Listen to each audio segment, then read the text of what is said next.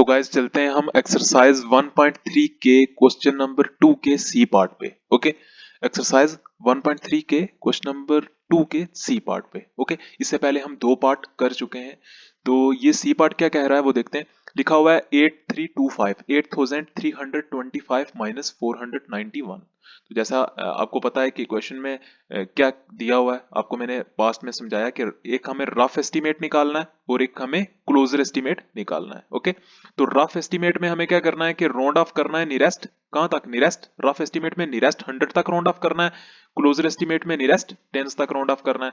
तो सबसे पहले हम रफ एस्टीमेट निकाल रहे हैं, तो रफ एस्टीमेट निकाल रहे हैं तो हम क्या करेंगे 8325 है ना, इसको राउंड ऑफ कर लेंगे कहां तक, नियरेस्ट 100 तक, क्योंकि रफ एस्टीमेट में कहां तक राउंड ऑफ करना है, नियरेस्ट 100 तक। तो सबसे पहले हम इसको ये वाली जो टर्म है इसको नियरेस्ट 100 तक राउंड ऑफ करेंगे। तो कहां पे किया हुआ है ये देखो, नियरेस्ट 100 तक राउंड ऑफ किया हुआ है। देखो क्या है 8325 है, तो हम सबसे पहले क्या करेंगे कि इसके ऊपर प्लेसेस लिख लेंगे 1 10 100। तो जो 100 तक आया है इसको राउंड ऑफ कर लेंगे, बाकी वैसे का वैसा ही लिखेंगे।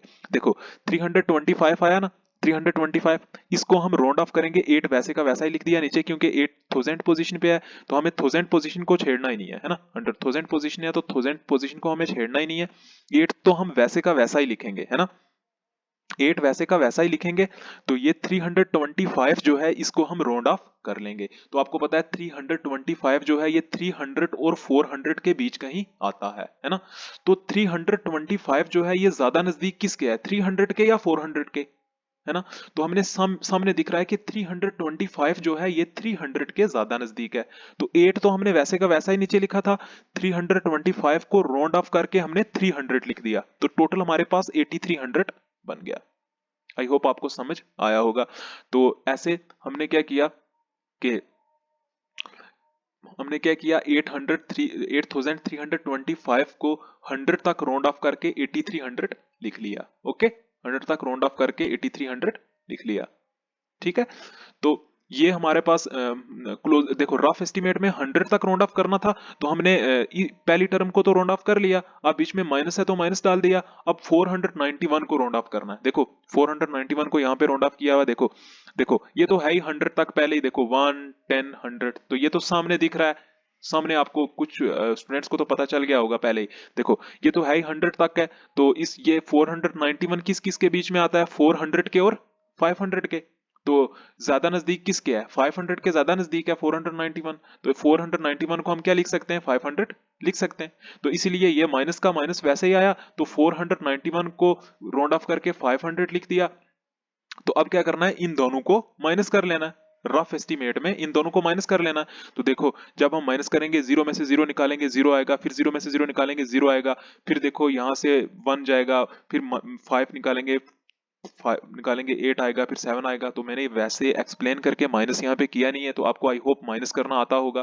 तो आप खुद माइनस करना, इसको खुद माइनस करना। 8300 में से 500 निकालोगे ना तो आपके पास 7800 ही आएगा, आप खुद माइनस करके इसको देखना। ओके, तो मैंने इसको ज्यादा माइनस अच्छे से नहीं किया है, क्योंकि आई होप आपको माइनस आता होगा। ओके, तो हमारे पास रफ एस्टीमेट जो है वो निकल गया है ना, रफ एस्टीमेट निकल गया। अब इसका क्या निकालना है, क्लोजर एस्टीमेट निकालना है। तो क्लोजर एस्टीमेट में क्या करना है, मैंने आपको पहले बताया हुआ है कि क्लोजर एस्टीमेट में राउंड ऑफ करना है कहां तक, नियरेस्ट 10 तक, नियरेस्ट 10 तक राउंड ऑफ करना है।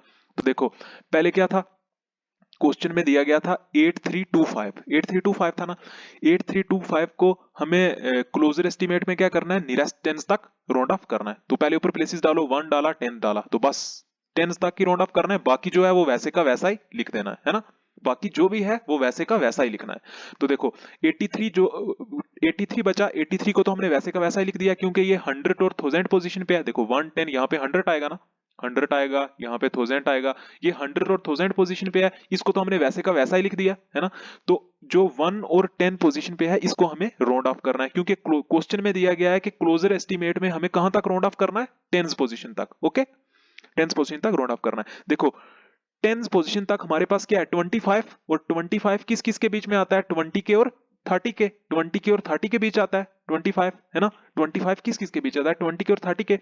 अब मैंने आपको बताया था कि जब ऐसा कोई केस हो 5 वाला, उसमें भी हम 25 जो है इसमें भी हम इसको भी क्या लिखेंगे, 30 लिखेंगे, इसको क्या लिखेंगे 30 लिखेंगे, क्योंकि अगर यहाँ पे मैंने आपको जो इंट्रोडक्शन के लेक्चर बताए थे ना, उसमें ये भी मैंने आपको बताया था कि जब 25 जो है ये 20 के और 30 के बीच आता है, लेकिन ये इक्वल डिस्टेंस पे है, क्योंकि 20 से 25 तक भी 5 का डिफरेंस है और 25 से 30 तक भी 5 का डिफरेंस है। लेकिन इस केस में भी हम क्या करते हैं, आगे जाते हैं, आगे जाते हैं, मतलब 25 को हम क्या लिखेंगे 30 लिखेंगे, 25 को राउंड ऑफ करके हम क्या लिख देंगे 30 लिखेंगे। ओके, तो 83 तो वैसे का वैसा ही नीचे आया, क्योंकि ये 1000 और क्योंकि ये 100 और 1000 पोजीशन पे था, तो हमें इसको छेड़ना ही नहीं था। 83 तो वैसे का वैसा ही है, हमें इन दोनों को राउंड ऑफ करना था, तो इन दोनों को राउंड ऑफ करके हम क्या लिखेंगे 30 लिखेंगे। तो हमारे पास क्या आया, 83 वैसे का वैसा ही था, तो आगे 30 आ गया, तो टोटल क्या बना 8300 30 बन गया। ओके, तो हम क्या करेंगे, क्लोजर एस्टिमेट में टेंस तक राउंड ऑफ करके सबसे पहले हमने इसको टेंस तक राउंड ऑफ करके 8330 लिख दिया,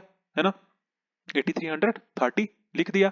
उसके बाद माइनस है तो माइनस लिख दिया। अब 491 को क्या करना है, राउंड ऑफ करना है, ठीक है, 491 को राउंड ऑफ करना है किसमें, क्लोजर एस्टिमेट में। तो कहां तक राउंड ऑफ करेंगे, टेंस तक। ओके, तो टेंस तक राउंड ऑफ करेंगे। देखो 491 लिखा हुआ है ना, तो ऊपर हमने लिखा वंस, प्लेसेस लिखनी स्टार्ट की वंस और टेंस, तो हमने इन दोनों का राउंड ऑफ ही करना है, बाकी जो भी है उसको ऐसे ही लिख दो। 4 है, 4 को वैसे ही लिख दिया।